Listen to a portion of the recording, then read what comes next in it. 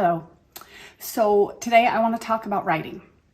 And I don't have like a ton of stuff to say about writing, but I'm going to start with kindergarten and I'm just going to work my way up. And my goal ultimately is I'm going to start making some videos where I show you how to make a paragraph, how to start a paragraph with a topic sentence, the details, everything.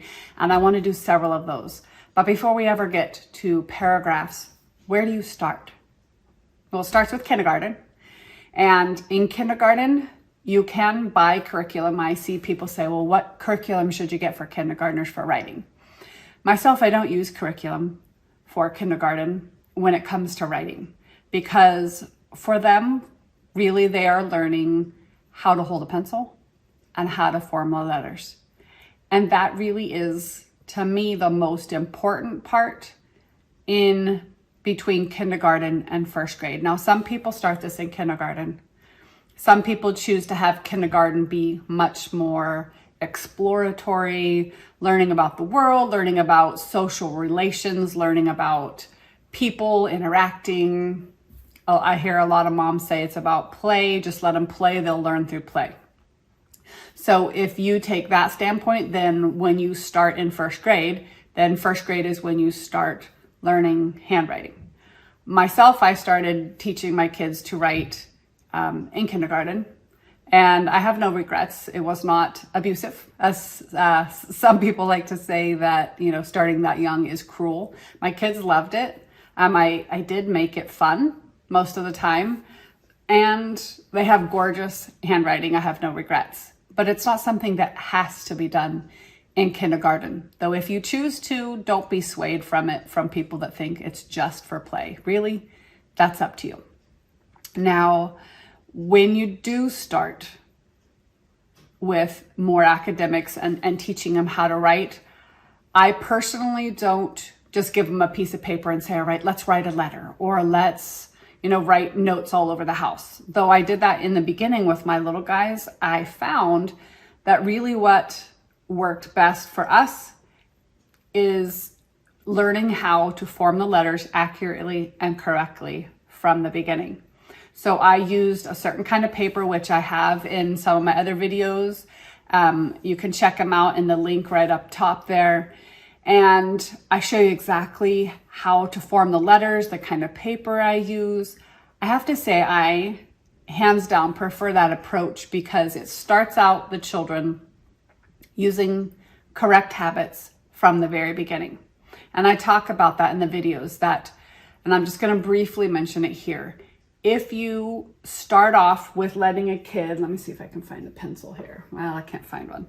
If you start off and you just let them hold the pencil however they want, and they get to write their letters however they want because it's fun and it's cute, and they get to write signs and it's neat looking, I understand that. I actually did that with my first initially. I quickly changed course because I was finding that when he would write his letters, he wrote it different every time. And then his writing was not neat. And I am pretty big on them writing neatly. And so I quickly backpedaled, got this certain kind of paper, and from there on out, taught them how to hold the pencil the right way, how to hold their paper, how to write neatly. And we established some pretty amazing habits, really from the beginning. What I have found in teaching many children is that if they go any length of time with bad habits, it is so hard later to undo those and teach them the right way. So why bother letting them establish bad habits when you can start right from the beginning? So in that sense, for kindergarten or first grade, depending on when you actually start academics with your child, I encourage when they get a pencil in their hand and a piece of paper, start out right. And I have a video for handwriting that says starting out right. Now, so honestly, for that first year of writing, I don't advise doing like a lot of letter writing, list making, all of that kind of stuff. I advise attention to detail, forming those letters accurately, slowly, correctly. And I have some games on my website if you want to check them out, super cheap, but it makes it fun and engaging while also teaching them how to take pride in their work, teaching them the correct way to form their letters so it's the least stressful on their hand. And I really just spend the first year doing that. So I encourage you to check out those videos, and that's what I would do for the first year of writing. Now, for the second year in writing, so whether that's maybe you started handwriting in first grade, once they learn how to write all their letters, once they have good form and it's a habit for them, then I do branch off into other types of writing, such as writing a letter to grandma or to daddy or anybody that is close and special to them. I would have my kids help me write shopping lists. Now, here's the thing, because I like to establish good habits from the beginning. I didn't just say, oh, just spell it however you want. I actually did that with my first kiddo.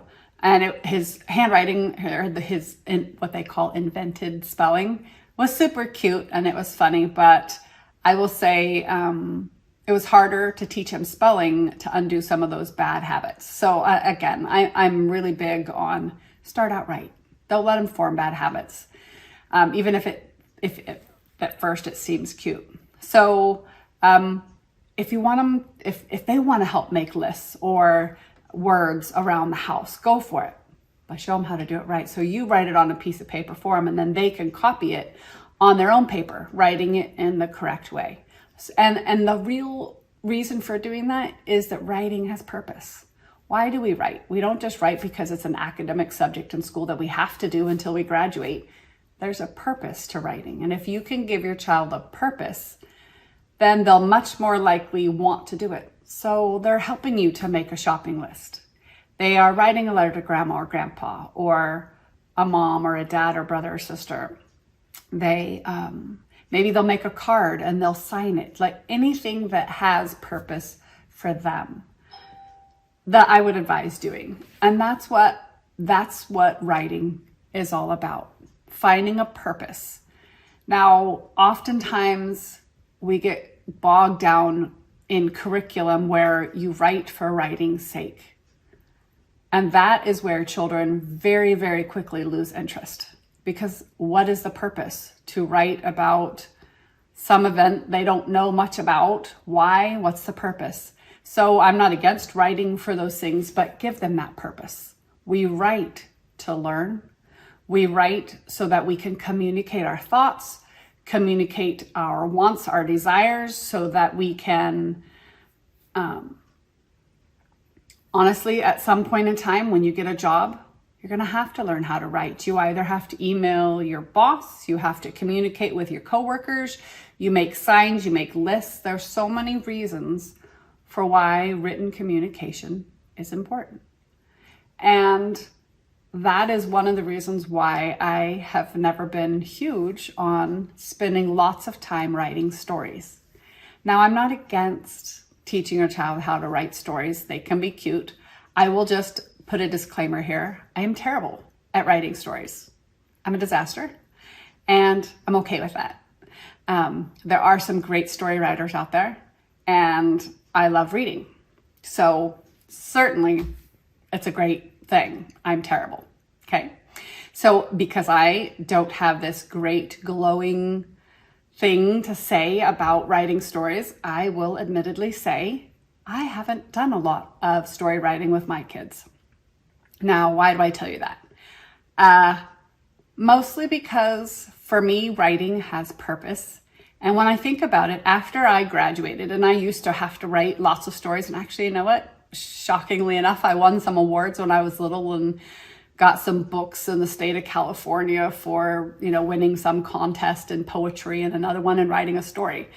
Ask me how many times since I turned 18 too long ago, I have written a story or written a poem or any such creative thing in writing. I'm going to say not once. Ask me how many times I have written emails to family members, to bosses, to colleagues. When I went to college, I can't tell you how many times. Writing has purpose, and the vast majority of writing that we do in life is not fictional. It's not make-believe story writing, once upon a time. these bad things happened and the hero came to the rescue and saved the day. That just doesn't happen. Now, I'm not saying that they shouldn't do it. I haven't much, maybe once a year or less. But the truth is, if my kids took a standardized test tomorrow, which they take one once a year sometimes if I feel like it, and if they go off to college, nobody will ever know that their mother was derelict in her duties and did not teach their children to write a story.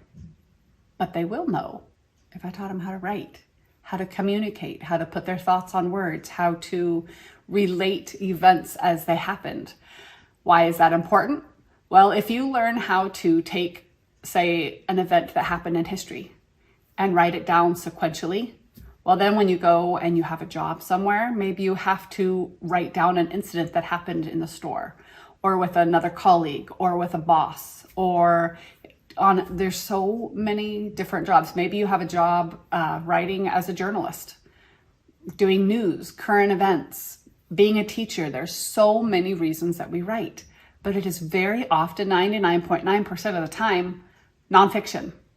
And so 99.9% of the time I would spend in writing classes, learning how to master the technique of nonfiction writing. Now, if you love writing stories, if your child loves writing stories, go for it. I have found with my children that because my lack of love of writing stories bled through, it caught onto them and they don't like writing stories either. I'm okay with that. So anyways, remember too that your love or hatred of something bleeds through for your children. So if you want them to learn something, you may either need to learn to love it yourself so that your enthusiasm can shine through, or honestly teach them that sometimes we have to do things we don't like to do. And I'll get into that in another video. So writing, the first year is really just about, and I'm just recapping for you here. The first year is just about learning how to form letters correctly, slowly, accurately. Check out my video if you want to see how. And then after that, finding a purpose in writing. Write letters, write shopping lists, write to-do lists, make signs around the house that says refrigerator and desk and TV or we don't have one in our house, but any furniture in your house, anything, because that spoken word can be written out and they can see that, oh, writing has purpose. Writing means this, writing means that. And that's really the first connection you want to make after they learn how to form their words. And then there's one other aspect that I think is super important when you're teaching your child to write. And that is after they have learned how to form all their letters correctly. And maybe they are writing a letter to grandma or grandpa, or something that maybe they read a story and they want to tell about the story that they wrote. One of the most rewarding ways of teaching writing is to do what I call share the pen. Now, share the pen is super, super simple, but it's where you co-write with your child.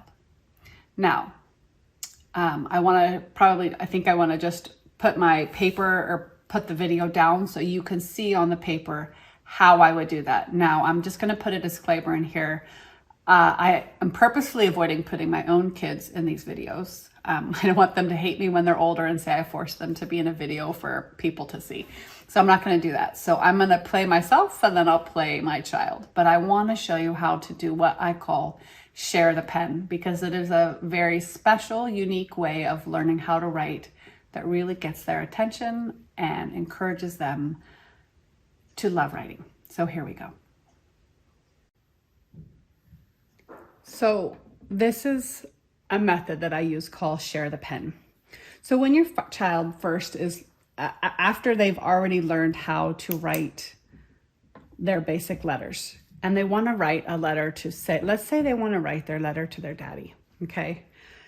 You would ask them to say, and honestly, a lot of writing is helping them. So say that they want to say, dear dad. Well, you would say to them, all right, well, what does dad start with? Or dear, rather. Let's start with the word dear.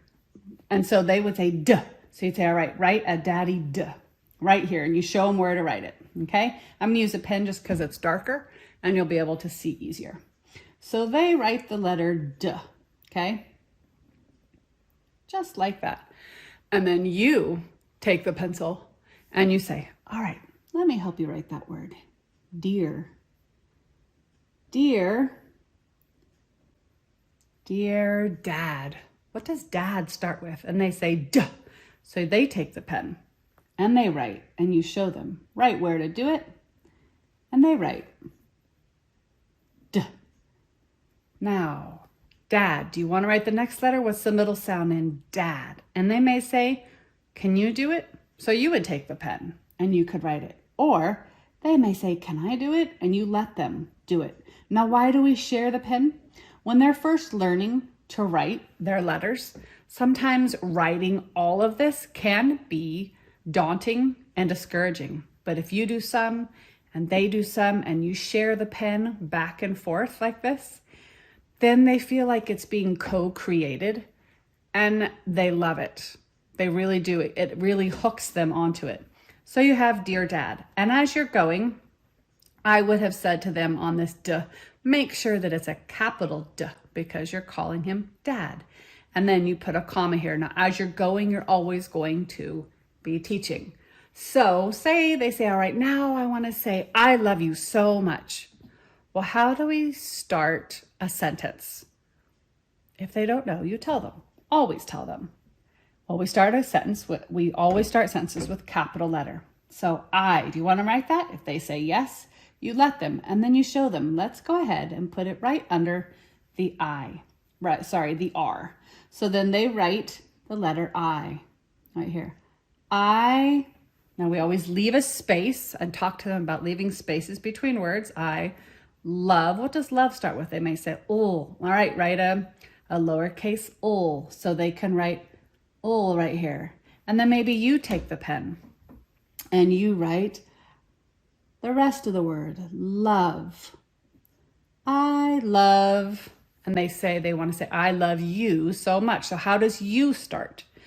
And you give the pen back to them and they say, yeah. Okay, let's leave a nice space after love. And they write the first letter, y.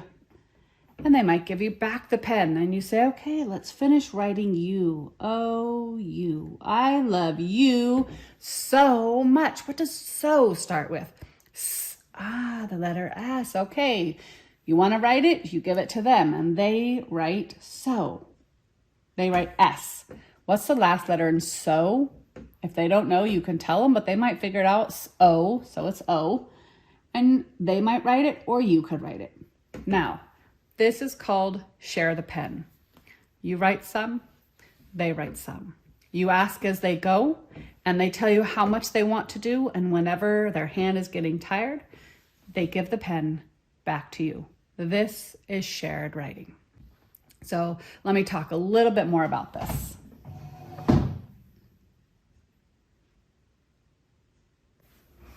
So that share the pen, I'm sure you noticed I didn't finish the sentence, I love you so much. You can keep writing. I didn't want to bore you too much. That is share the pen back and forth. And some kids really love that. Now, when they're that young, if they don't want to write it, the whole purpose of writing is to get what you're saying down onto paper, okay? And so oftentimes what you can do with kids that are reluctant to write is you write down what they tell you. So that's not share the pen, but that can also be just as effective. So they tell you, I love you so much. And you write that for them and you show them how to do it and you talk as you go. I put a space here. Do you see that? And you can talk as you go and you can say, what's the first letter? And they're helping you along, but you do the actual physical writing. And that's okay to do. So that's called narrating. They tell you what to say, you write it down. And honestly, in the lower grades, that is perfectly fine to do. It's teaching them how to compose without having to think about how to hold a pencil, what letter, the spelling, the punctuation, all of that it can be. Now, if you are using a program called All About Spelling and All About Reading, All About Spelling teaches them how to spell. It gives them short phrases, and then it moves on into simple sentences for them to learn how to write sentences that has punctuation, capitalization, periods at the end, question mark, exclamation mark, all of those things. So if you didn't do any other writing besides that, you would be set. Now, if you're not doing All About Spelling, well, then you can come up with those yourself. I like using that because it's already done for you. And they give them simple sentences and phrases that use words that you have already taught them how to spell, and they just get that extra practice. And then when it comes to actually composing writing, they can either do it with you, share the pen, they could do it by themselves, or you can do narration. They tell you what to say, you write it down. Now, just because you're writing it doesn't mean that you have to write word for word what they say. That is an opportunity to teach them better words, better word choice, better help them to develop their idea more. There's nothing wrong with that. Some people might say, oh, well, that's cheating. Well, actually, it's not cheating. And let me tell you why. When your child first is learning how to speak, first of all, you have been talking to them for almost a solid year or more. And you are telling them exactly what to say. You taught them their language simply by speaking it. You said mama thousands of times, right? You said dada. You said, do you want some water? You ask them questions, they hear you talking. The same is true in the written word. When they're learning how to write, it is perfectly good and actually encouraged that when they say something, when they say what they want to write, that you can, or if they are stuck, you can say to them, well, you could say it this way, or you could say this, or you could say this. And it's kind of what you're doing is like you're putting ideas into their little cup of ideas, giving them more ideas so that next time they sit down to write, or 10 times from now, they have a cup full of ideas that you've been giving them every single day, just like you did when you were teaching them how to talk. Writing is very much the same. And I do it with my kids and have for years. And now my older kids, actually my 4 oldest, my youngest, he's still in the learning how to write sentences and all of that. So we haven't done a ton of actual composing on his own. But my older 4, they sit down and they whip it out. And occasionally I'll say, well, that's kind of an awkward way of saying that sentence. Let's see if we can reword it. And if they get stuck, I offer suggestions. I give them different ways of doing it. Not to cheat, but simply to help give them ideas. So that next time when they face a similar sentence, they can pull on those ideas that I had given them in the past, or get it from reading that they have read before in books. All of those, reading a lot, you doing that gives them ideas for how to put words together in a creative, thoughtful manner. And honestly, it's no different than you teaching them to speak. You teach them to write. You don't just put a child in a corner somewhere and expect that one day they'll talk. You talk to them. And the same with writing. You don't put them at a desk and say, go write me a story. You write with them. You give them ideas. You're pouring into them, honestly, for years. And you will, if you do that, you will see the fruit start coming out of it quicker than you think. I was teaching a little kid to write this last year. And in the beginning, I was pouring lots of ideas into him. And his papers were coming out and he sounded great for, a second grader. And it was, his mom was like, he wrote this by himself. And I said, we did it together. But by the end of that school year, this kid was writing amazing things. And I did not even touch his paper. Why? All that pouring in eventually came out. So that's what I encourage you to do with your child for writing. Don't fear giving them ideas. Don't fear putting all of that into their little cup, because they'll pull it out. Model, do it with them, do it for them, encourage them to do some with you, always encourage, and watch them come forth and start using the things that you've taught them. It's pretty amazing when that happens. Good luck.